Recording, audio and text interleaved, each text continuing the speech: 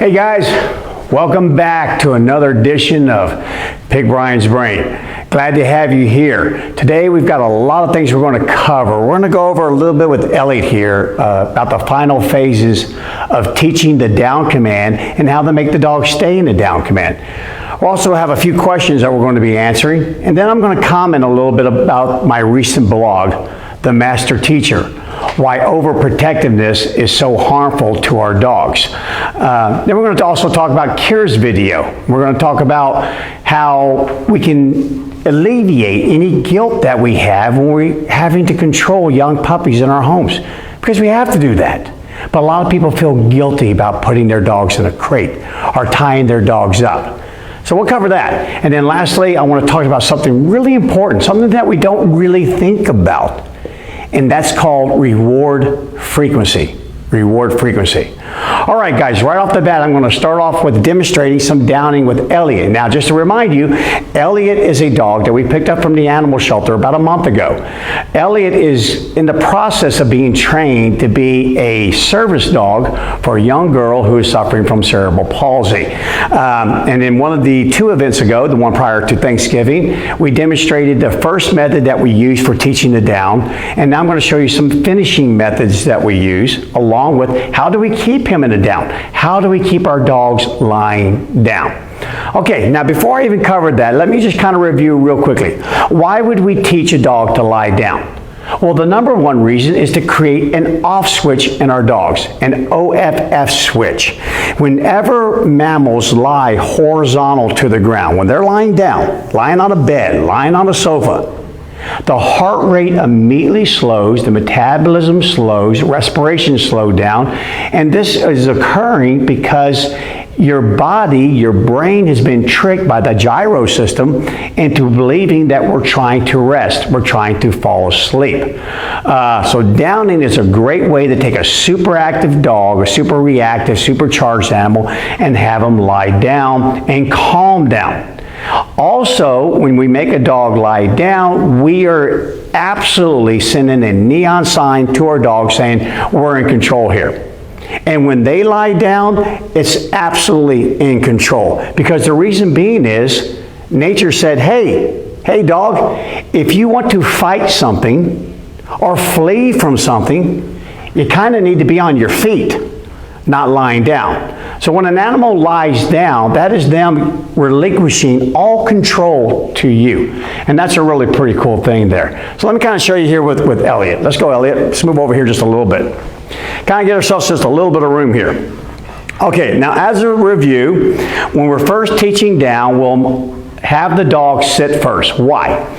Just part of the teaching process. In the end, we want the dog to lie down straight from all four, not just from a sit. But I'm going to make him sit because I have his back half down. Now all I have to do is get his front half to the ground. So in the beginning, when we do this, we'll lower the leash to the ground using our foot closest to the dog as a pulley, sort of as a fulcrum to suggest to the animal to lie down. So it looks like this. Down, we say the command, and we pull on the leash. Now in the beginning, back to when Elliot was first receiving his training, he did not lie down that quickly. He kind of locked those legs and stiffened his body because he's feeling this pressure pulling him to the ground. And I kind of alluded to this in my last blog that I wrote when it talks about if an animal can't interpret a signal. And trust me, the first time I said down to Elliot, I might as well have been saying scuba nog. He was not able to interpret the signal. And anytime that happens, an animal's brain will automatically default to possible threatening situation, to fear, or to avoidance, especially if he's being forced to the ground. So therefore, when you do this downing with your dog, if you use this method, be very patient. I've taken well over 5 minutes to complete one down, just one.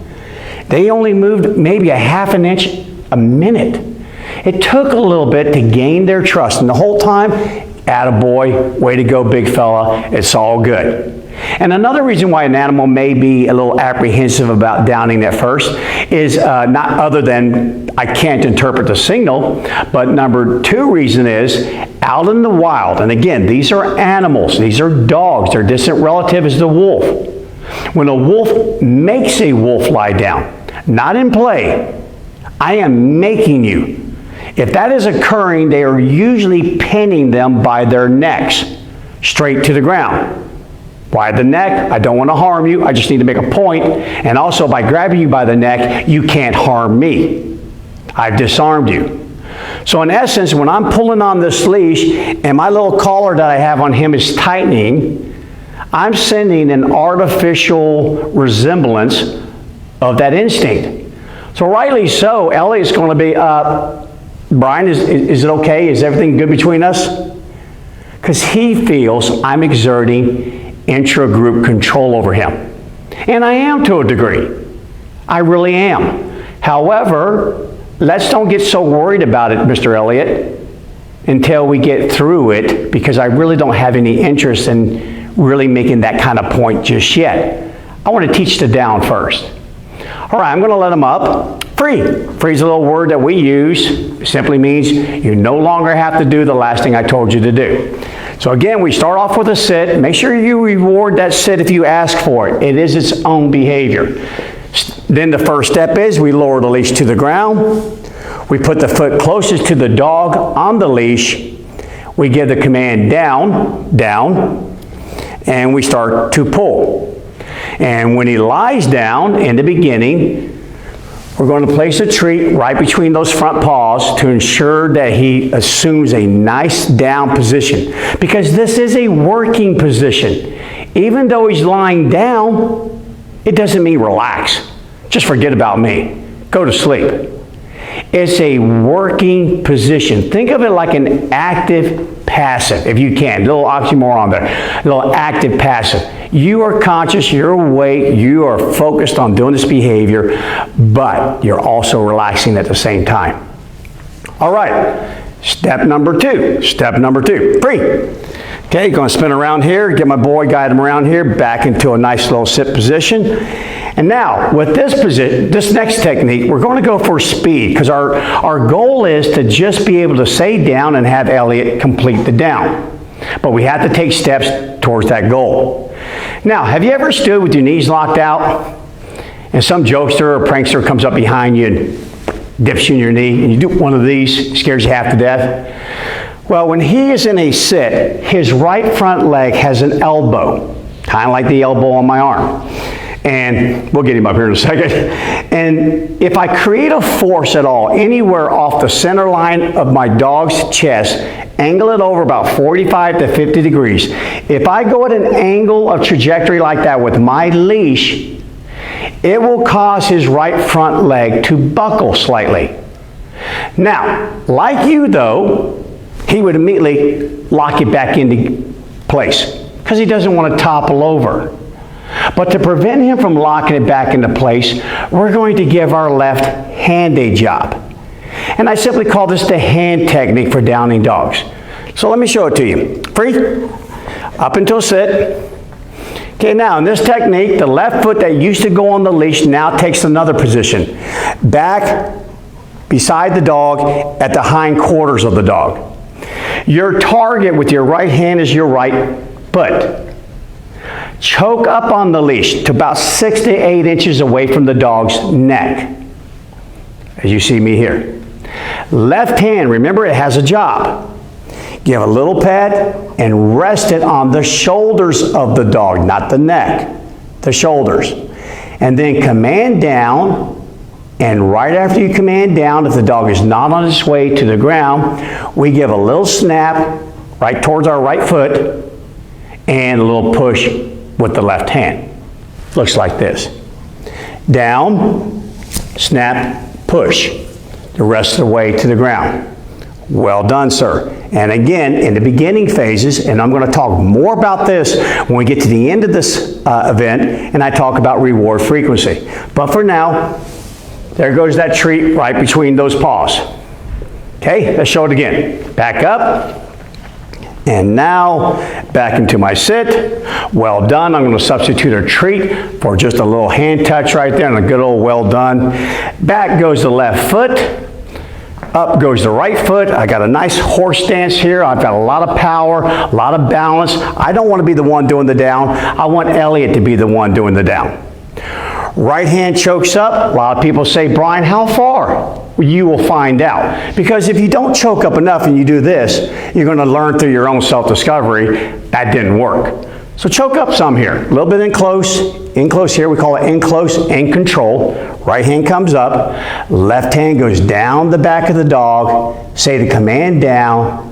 Then snap first, push second. Down. And then give me a push. Good, the rest of the way to the ground. Well done, sir. Well done. And again, follow up with that treat on the ground. Don't hand it to him. A lot of mistakes people make is they do this. Good boy. Now, Elliot's already had some training, so therefore he did not rise up for the treat. Most dogs will go, hey, Bryan, save your back. I'll just come get it. And it's really counterproductive. Put the treat right there on the ground. Okay, now what that will do for me is over the course of about 2 lessons, I will be able to evolve from down, snap, push to down, snap, no push, left hand can go in the pocket, to finally down, point, no snap, to point, to the word down. And that is the natural progression. It takes most dogs about 4 days to go all the way through this. From the very beginning, the very first time you said the word down, to you being able to stand here, hands in your pocket, and say down. And there goes your dog. Okay, now, finally, it does no good for a dog to lie down if they're simply going to replicate a jack-in-the-box. No way. What good is this if I tell you to lie down and you just hop right back up again? It's not good. Anytime you give your dog a command, you're giving them a signal. I want you to park in your brain, you pulling up to a red light. When do you leave? When the signal changes. Okay, I have not given him another signal. The last one he received was down. Now, I am going to progressively build up his ability, both endurance, how long can he keep this on his brain, and under what conditions will he do this. I recommend that you start slowly by simply shifting your feet around. Now, guys, this is not stay. Stay is when we drop our leash and we leave. We're gone. But anything up to that point, anything short of that, this is simply down. This allows me to reach over and shake someone's hand, put a key in the lock, pick up some stuff, sort through my mail, chat with you for a little while. That's what it does. Do this thing until I tell you to do the next thing. And don't think he knows that.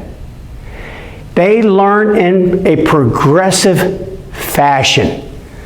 Kind of like a child with an alphabet blocks, the old wooden blocks. Teach me the A block, then the B block, then the C block, and all the way through. And only then will we start to actually join blocks together to form words. And we call that chaining behaviors. But by the time I've even got to this point here where the dog is required to hold the down, I already have about 7 blocks hooked together all the way to this point. Now the neat thing is soon I'll eliminate and start to omit several of those blocks.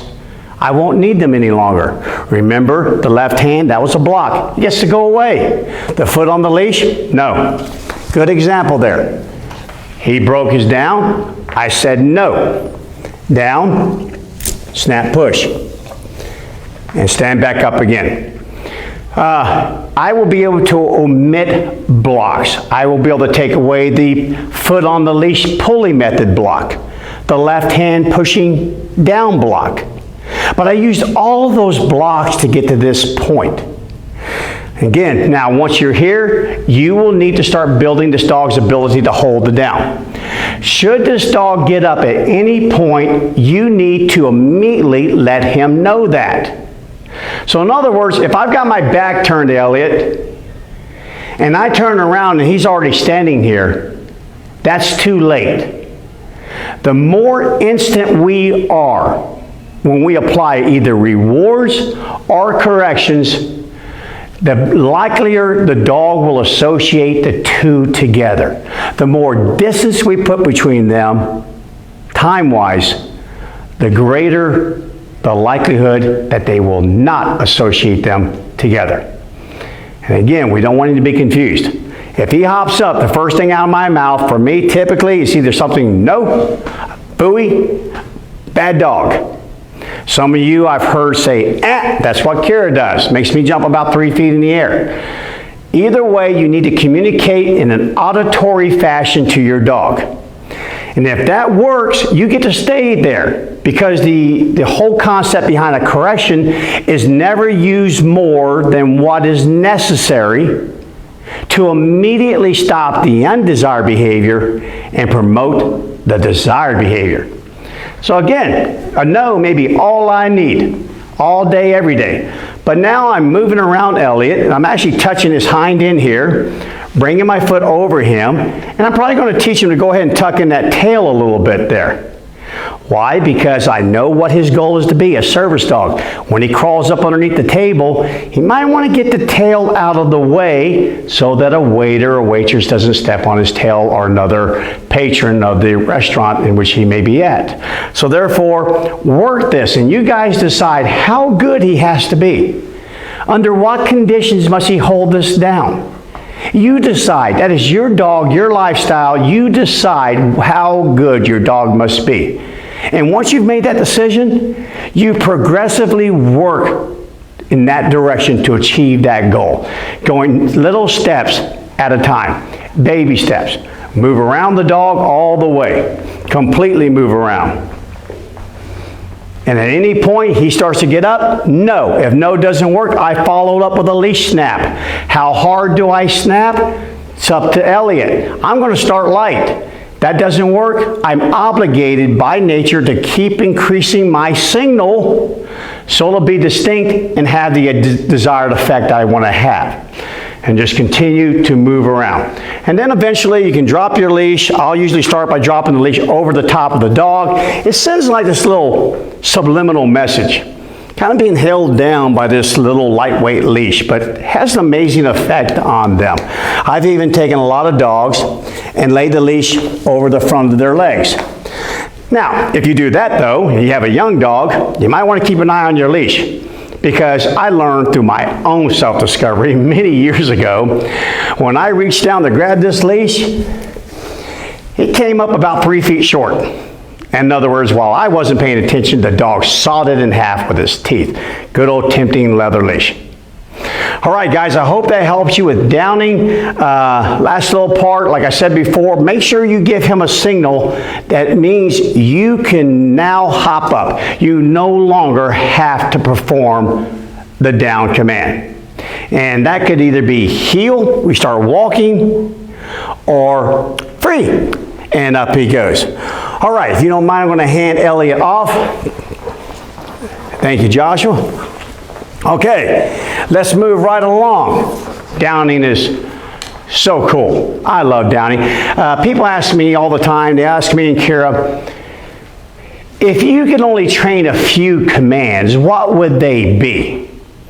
And I always just kind of draw a little triangle up here. And I go, well, I have to have come to me when called, because I'm an outdoors type guy, always out in the wild. And I have to have my dogs off a leash when I'm doing that. Otherwise, what's the point? So therefore, when I need them to come back to me, I have to have trained a behavior in which I give a signal and they respond and they come back. So I've got to have come. The other one I have to have is down. I have to have that. Oh my gosh, you've got to be able to lay down. Sometimes we just need our dogs to turn into a hairy little puddle at the moment. Turn them off, OFF. And then for me, I have to have a nice walk with my dog, something like a heel, because I'm always moving, always active. Those are my main ones. Then of course, I want to add a good stay in there. Probably throw that in with that down right there. A couple of other things, but you kind of get my point. I tell everyone, because they ask me all the time, what should I train my dog to do? And that is your decision, not mine. I'll show you how to do it. I'll teach you how to do it. But you decide, what do you need to create a harmonious relationship with your dog? What do you need that will just make your heart go pitter-patter, lower that blood pressure, make you really happy that you decided to bring that animal into your life? That's up to you. But once you've decided, then let's move forward from there. All right, we have a couple of questions. These questions, they weren't emailed to me this week. We decided to do something just a little bit different. We went out there and searching over Facebook and a couple other sites to find some common questions that are asked all the time. Now, I've got a long list, but I'm only going to pick 2 of them today, and I'll get to the other ones in subsequent events coming up. But here's a good one. This is one we hear all the time. A client of mine called about solutions to backyard digging. Now, this came from a professional trainers group page. Here are details. It's a Golden Basset Lab and large breed mix. I do training runs 3 days per week. The dogs are walked thoroughly and correctly by the owners. Not left longer than 40 minutes outside. When owners are gone, dogs are crated indoors. So a lot of great things happening here, a lot of correct things. Getting energy out of your dog, you're only leaving them outside for a little bit at a time, and then when you can't supervise them, you're bringing them indoors where you're preventing the behavior, you're preventing it. But then it goes on, my only proven fix is an e-collar, which is a remote training collar. Correction, a remote training collar correction from inside the house. So the dog thinks digging is unpleasant. However, the owner is not open to any e-collar ideas. Well, there you go. Read my other blog, Shock Collar, the horror of it all. And you'll find out why your owners are not receptive to it, but they should be. Okay, a couple things on this. Number one, my number one solution is this. You're going to think this is gross, but I swear it works.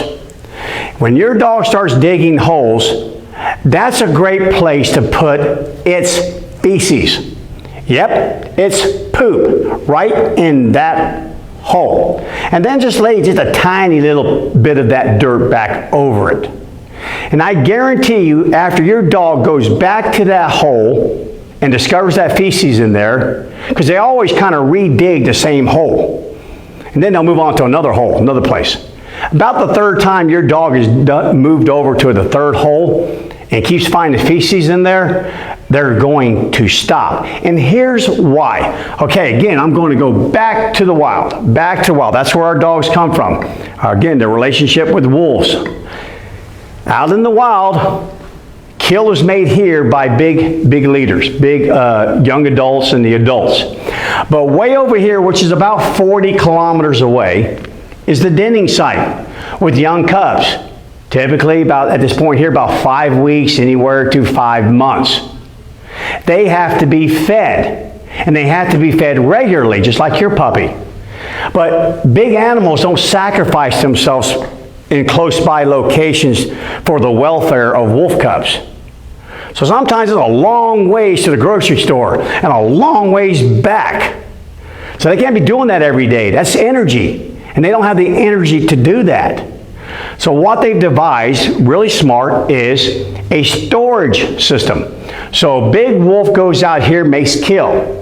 That big wolf will ingest 40 to 50 pounds of meat. Does not digest it, the body at that point becomes a vessel.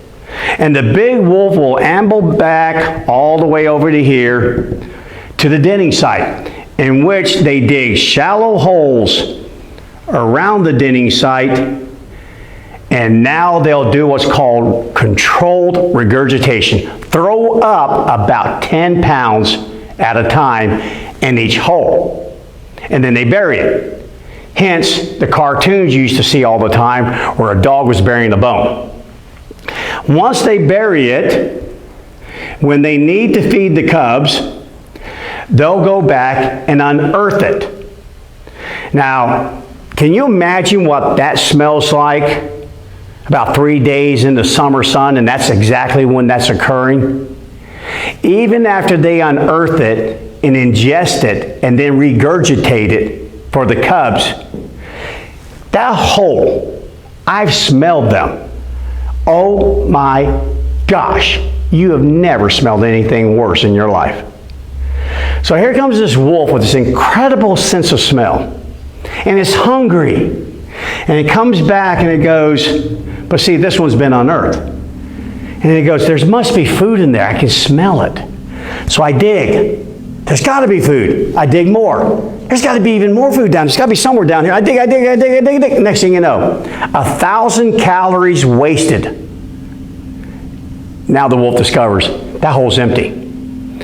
To keep that from happening, they came up with another little system to supplement to that storage system. Whenever they unearth a hole, the first thing they do is put their feces in it.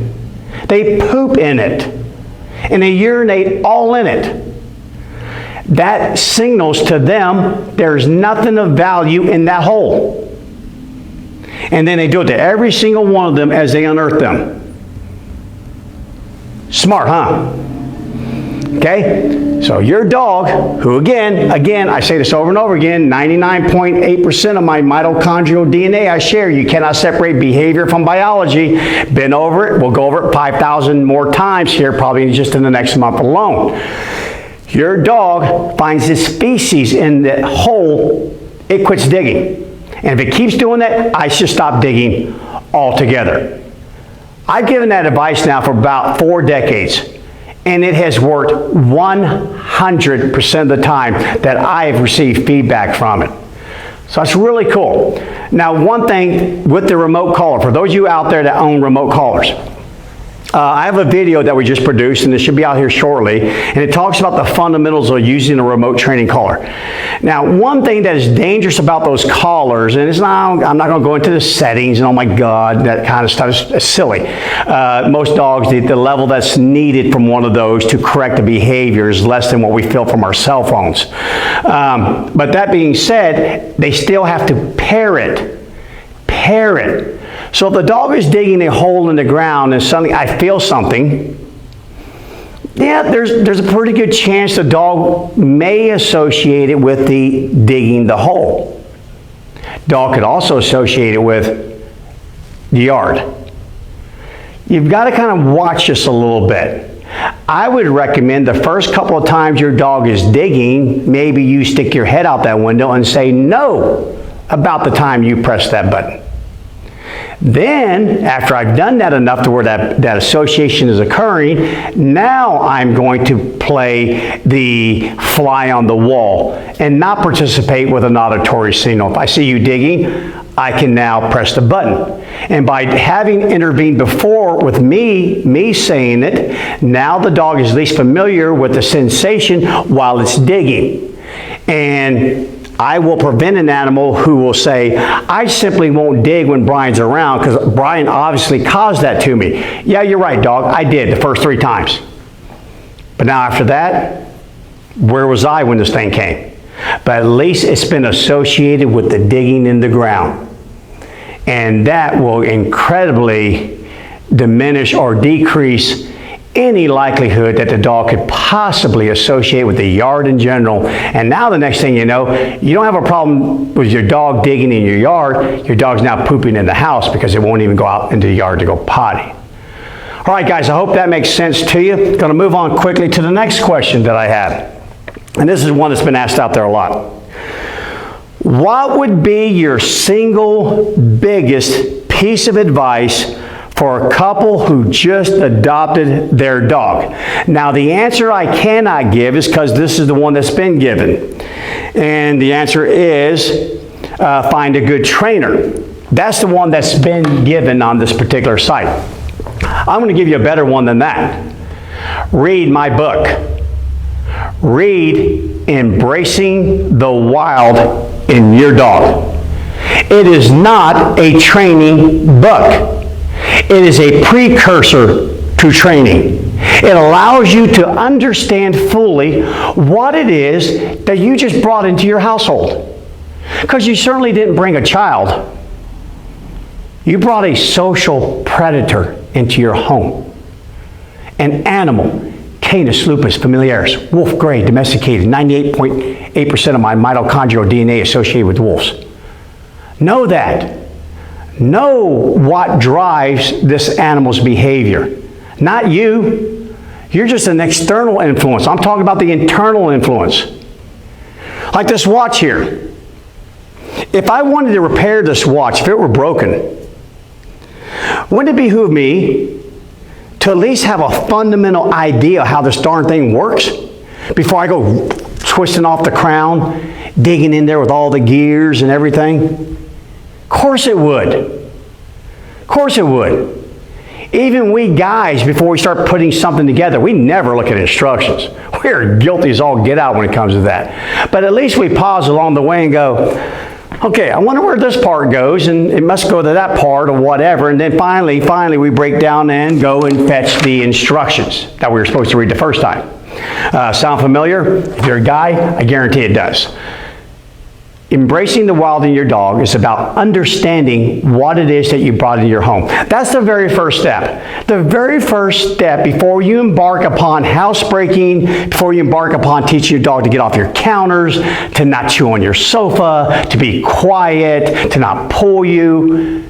You have to understand what it is so that your expectations can stay in line with what nature can give you.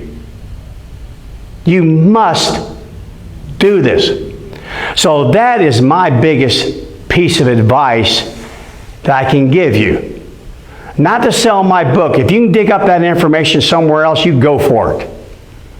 You just need to understand it. All right, now let's move on. Okay, I don't know how many of you have read my blog, The Master Teacher. Who's the master teacher? It's life. Life is the master teacher. And she's full of all sorts of surprises to us, but all sorts of consistency, non-surprises. It's why we have cause and effect. It's why our entire lives are not just rainbows and unicorns. Are not the same for our dogs either. We have to understand that there's a great teacher out there. A wonderful teacher, one that was here long before Google, long before the iPhone, long before computers. The teacher that has been shaping the lives of billions of humans, millions of wolves and dogs, without any of our help. Yeah, we humans think we know everything. We always want to step in, intervene, put our fingers on a piece of pie that nature says, get your fingers out. When did we as dog owners, because we did, lose our faith in the master teacher? The master teacher. When did we say, hey dog, your life will never have to include any suffering. You will never have to be uncomfortable. You will never experience any pain. Why is that bad? In the spring, when the winds come, when nature sends forth her wind, she sends it into young saplings, and she forces them to bend. They're very uncomfortable. She's bending them. Why? So their roots can grow deeper, which will then support a taller, stronger tree. I'm not talking about the winds that come with a tornado that shears the young sapling in half. I'm talking about controlled, supervised exploration. Now, I'm about to have Kira show you a couple of videos. Now, let me kind of tell you about these videos. In the blog, I mentioned a puppy that I have. I love him dearly. He's a really special young guy. And right now, he's 6 months old, and he's a Siberian Husky. Fond of my heart. I grew up with them, so here we go. They say life at some point forms a full circle, and I'm headed back to my Alaskan days with Siberian Huskies. And maybe that's why he's so special to me, because I've owned a lot of special dogs. But this guy really is. He explores his world, and as long as that exploration isn't going to harm him. Now there's a difference. Pain, I got it. Oh, that was uncomfortable. Got it too. That was fantastic. Sweet. I'm not talking about, oh, let you get hurt, break a leg, get killed. No, I'm talking about just being subjected to the master teacher and letting him learn through his own self-discovery. So in this video, we're getting ready here at Tame the Wild to teach a dog agility class. We're really excited about it. And we set up some of our equipment the other day just to see how much room it's going to take up. And one of these is a really long dog walk in which the top tier is 5 feet off the ground. Now, dogs are naturally acrophobic. They're afraid of heights. They're naturally like that.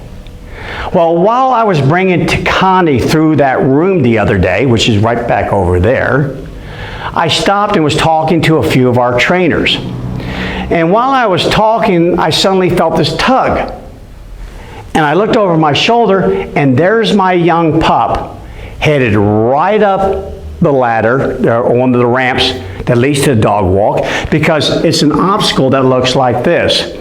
There's a long ramp, then there's a plank dog walk that they cross, that's 5 feet in the air, so it looks a little bit like this, and then they go down the other side. So I filmed some of this.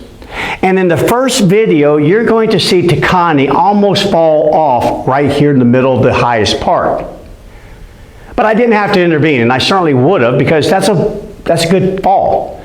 And he could have become injured from that. But I didn't have to. He caught himself. And then as he progresses, he gets all the way to about right here, and he spends more time looking at me. Maybe he thought, it's all good now, it's not dangerous any longer. And suddenly he does fall off right there. And I let him, because it was only about 3 feet off the ground. And then watch, without any input from me, none whatsoever, on the very next attempt to go up and over this, no influence from me, watch what that and that input from the master teacher taught him. So Kira, if you would, let's go ahead and roll that first video.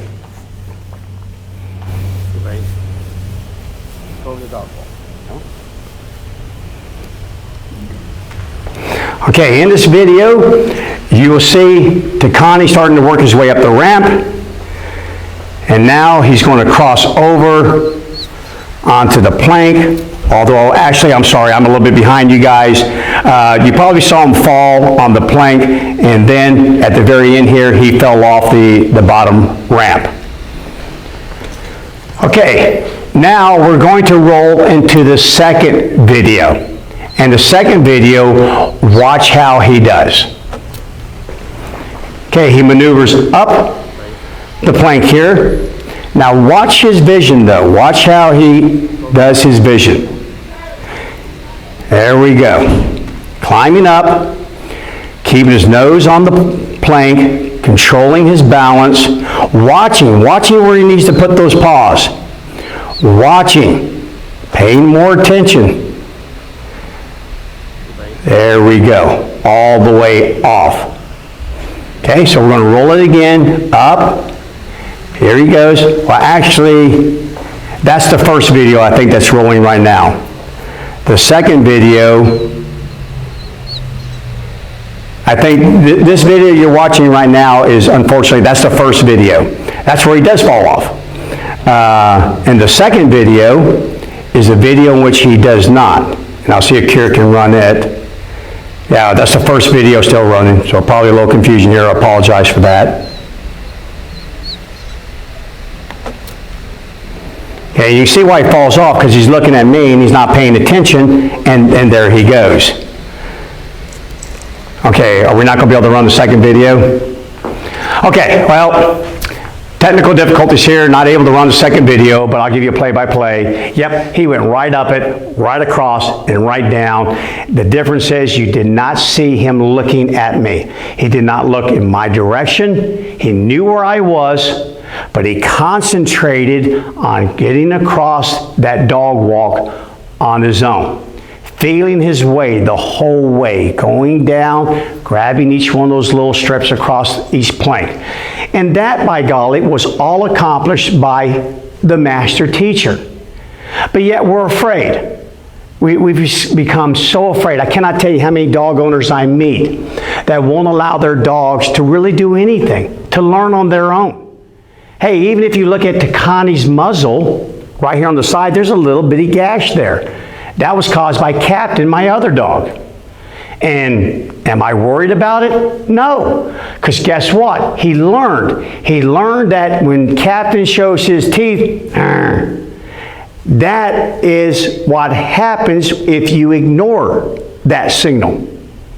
Now he knows. And I'm hoping that that will parlay into an animal that I can take to the dog park or I can take to a daycare. And when a larger dog, a dog who's going to come at him much more than what Captain would, with much more intensity, when Takani sees that, he will go, okay, well then, fine, I will leave you alone and you can have whatever it is that you're protecting over there. That's letting life teach your dog. And as I wrote in the blog, there's no learning more enlightening and more permanent than self-taught learning, self-taught lessons. So again, guys, we're not talking about allowing your dogs to be injured or killed. We're talking about your dogs simply being subjected to something other than always a pet, always a treat. Let them learn some of the other things about life, so when we can't watch them any longer, they'll be okay. They learned it along the way. So that was the master teacher. Now, without my knowing about it, and these two were not meant to come together, while I was writing that blog, at the very moment in which I was writing it, Kira was actually making a video about how we control this young animal in our household. Because not a day goes by, not a single day that she doesn't get a phone call, typically from the Golden Doodle owner. So I'm not picking on Golden Doodles, but man, if you own one, you know they're a ball of energy. Oh my gosh, these little things are crazy when they're young. And these owners will call in tears, saying, help me, Kira. My dog is killing me. It's pushing me over the edge. I have kids. I have to do the laundry. I'm behind on my laundry. I haven't made dinner in a week. This dog is killing me. And Kira says, well, why don't you put it in a crate or just tie it up? They go, you can do that? You can do that? And Kira's like, of course you can. Why would you not? They go, oh, because I feel guilty. Isn't that horrible? To put your dog up, but I'm home. I can understand it if I'm not home, but I'm home. No. Okay, these same mothers that are saying that have little ones. They have little ones. Little ones that have to take a nap. Little ones that used to get put in playpens so mama could get things done. Little ones that were put in a crib. Little ones that were strapped to their back or their chest while they were moving around the house, making phone calls, taking care of business. Hey, guess what? Life goes on even when we have when we have young children, young dogs. Life keeps going. The world doesn't quit spinning. That wolf back there in that last picture that I drew about the digging site, they had to go hunting.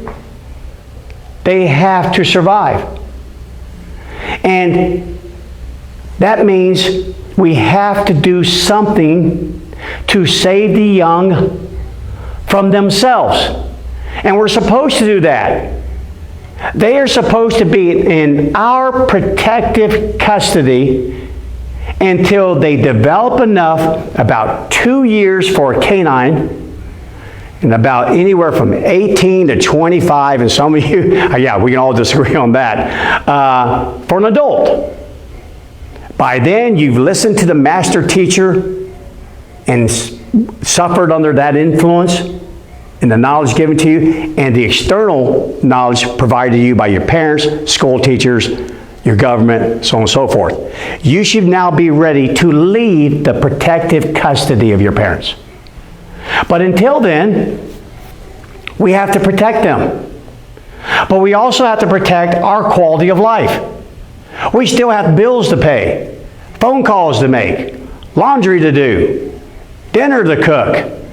Life goes on. It doesn't stop. So in this video, Kira showed that in our household, we have tie straps.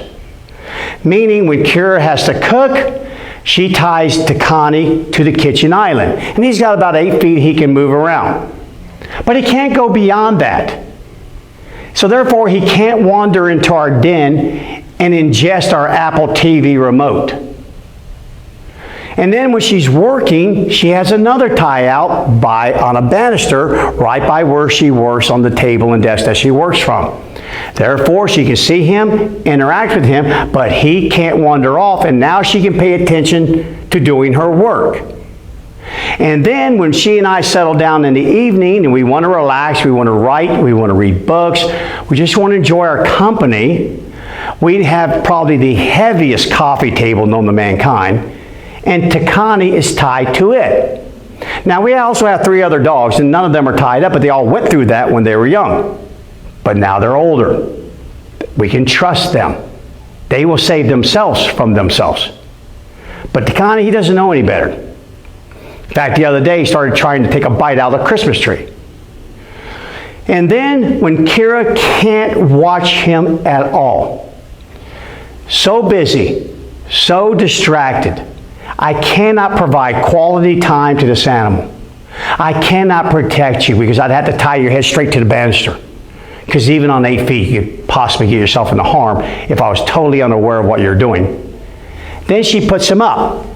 And she puts him up for that reason, meaning she puts him in a crate, big kennel, that happens to be located in a closet.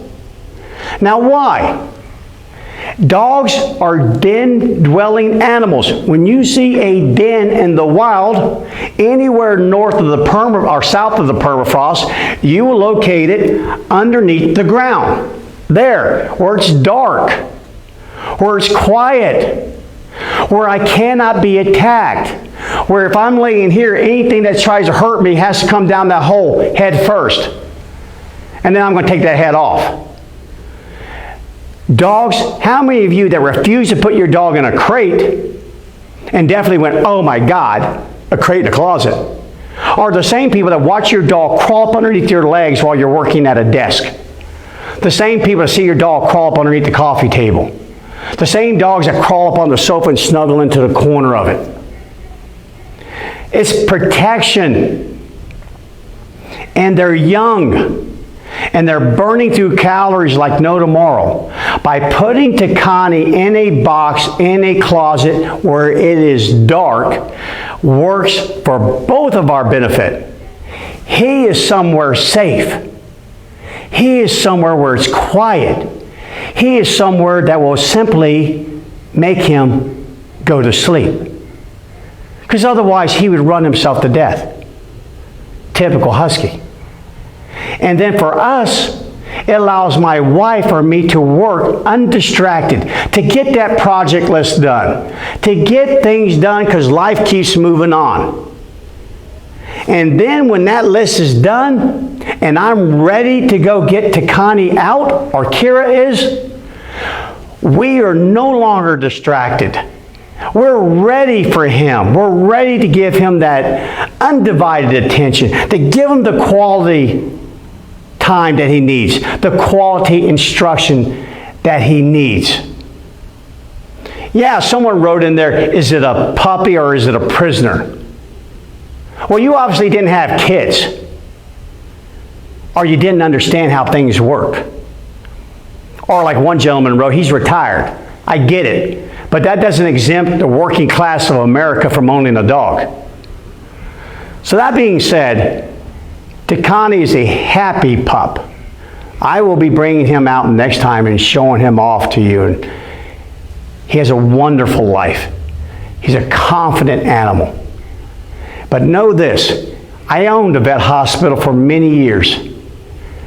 And let me tell you, the guilt that you may have for tying your pup up or putting him in a den that's located in your closet is nothing compared to the guilt that you feel when I walk out of our surgery room with our veterinarians and tell you your pup did not survive the surgery. The Christmas ornament was too big. It cut the intestines when it shattered inside your dog. The Apple TV turned sideways. The socks were knee-high socks and they twisted in your dog's intestines. Or your dog ate a cord from a rug, and I remember this one, and the cord just kept going back and forth in this rug. 110 feet. And the young puppy ate the whole thing. Yeah, guys, they don't know any better. They don't. Because you failed to do your job. You failed to provide the protection that you're supposed to provide. And you let your dog eat that rug. See, a mother wolf would go, no.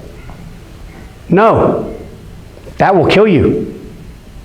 But I will let you nose up that tiny little cactus. That won't kill you. But you'll learn to leave it alone later on. Yeah, she won't let them step on really thin ice. Oh, you'll go through and you could drown. But I will let you right at the edge. So when your paw gets wet and cold. They do that because they take responsibility for their cubs. But by golly, we think it's cruel. Oh, God, I would never put my dog in a crate or tie it up. Now it's a prisoner. Shame on you. You shouldn't own a dog if that's your attitude. Because you are supposed to be providing, again, that protective custody. So it's not just about your quality of life, because it does enhance it. It's about the quality of life and just life in general for your young dog. So that's why that video was put out there. Erase the guilt. You're doing what you're supposed to be doing. Okay, last thing I want to talk about real quick. I'm going to spend about 10 minutes on this. I want to talk about rewards. Man, do we love to give our dogs a reward. I know I do. And rewards come in many fashions. They come in treats. They come in pets. They come in a ball, toys, you name it. But here's something I want you to think about.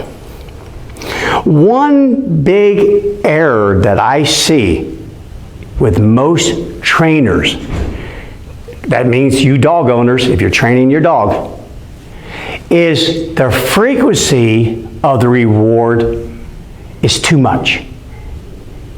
Now, before I even go any further, have you been to Las Vegas? If you have, or even if you haven't, and you've seen pictures of it, how do you think they built those big fancy hotels and casinos?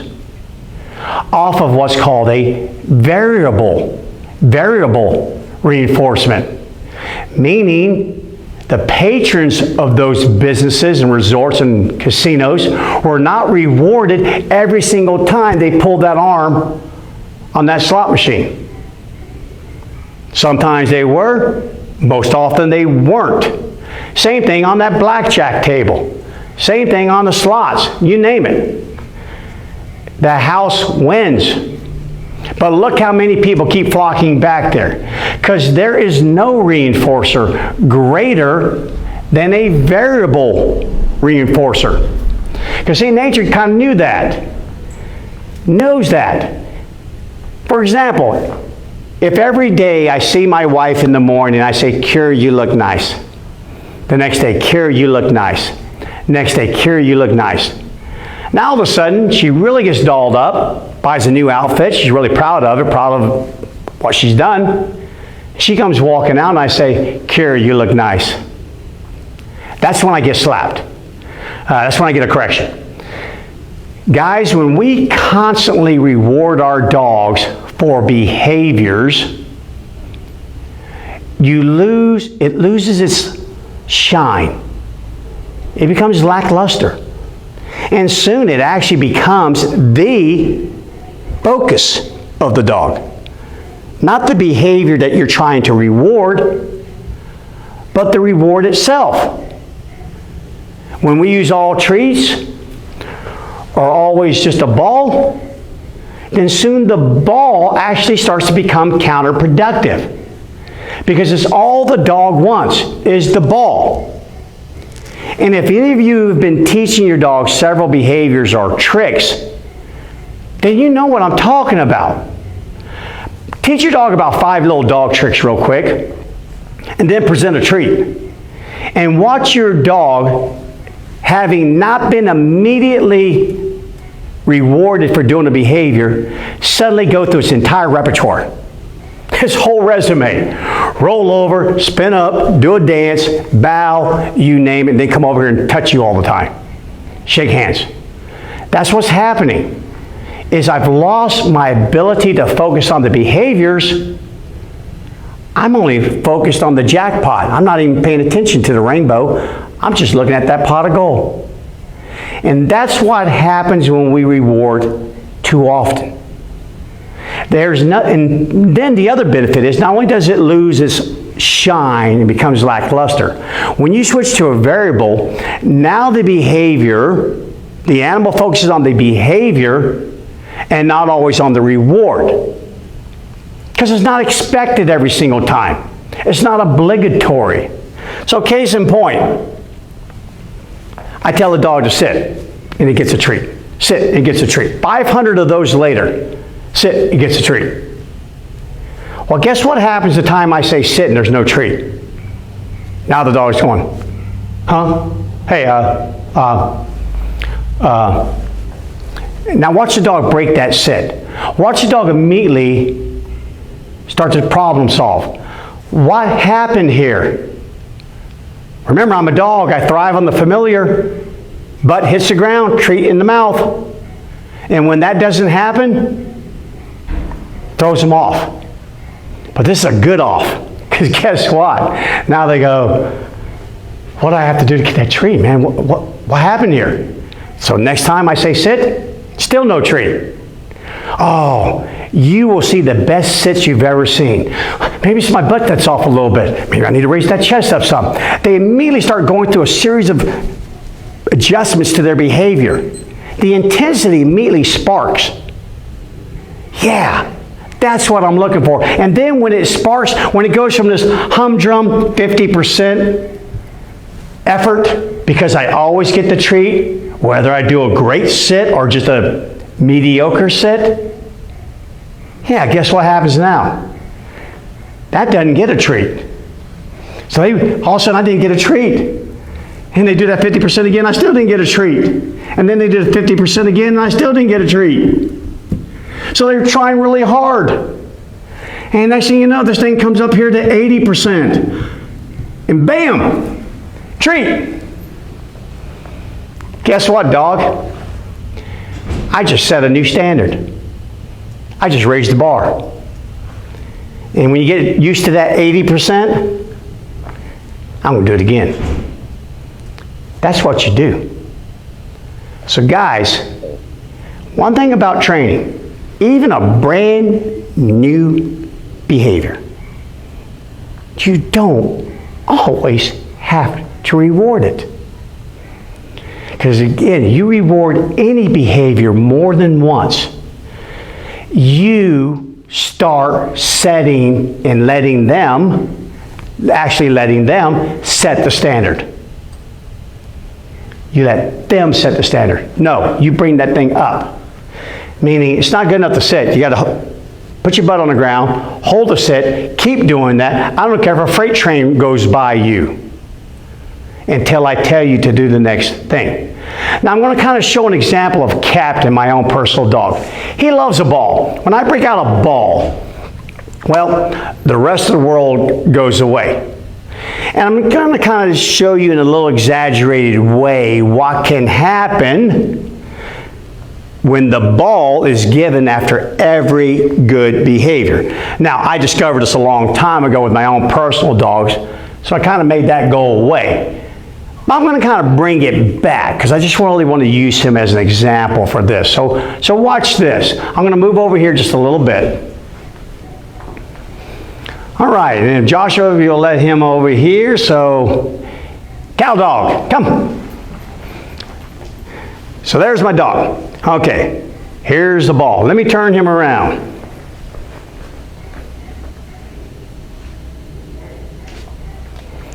See what I'm talking about? He left that spot and he said, the ball didn't leave Bryan's hand. Maybe I need to move over here. So let's see what happens next.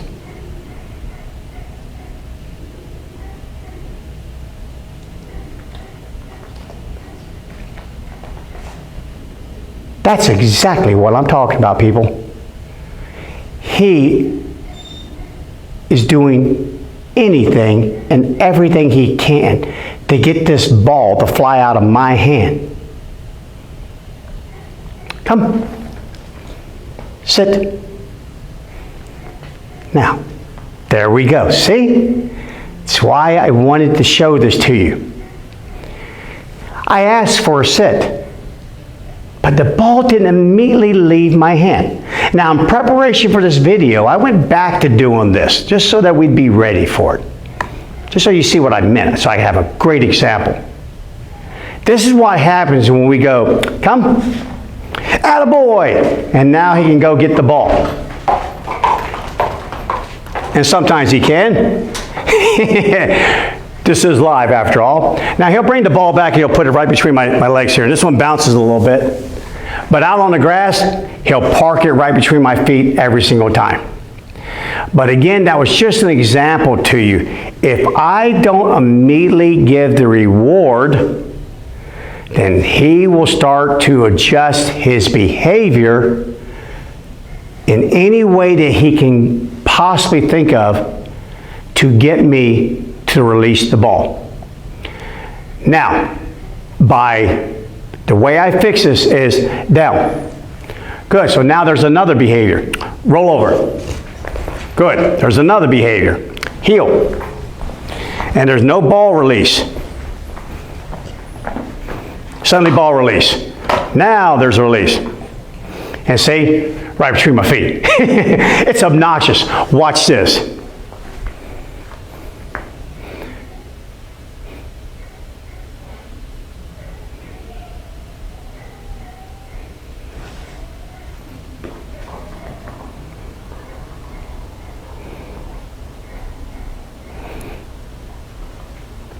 There we go.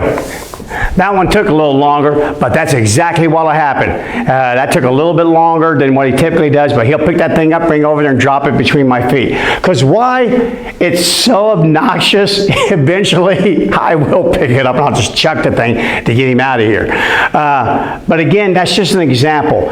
Don't always feel like you need to give a reward, whether it be a pet, attaboy, a ball, or anything, all for doing any behavior all the time.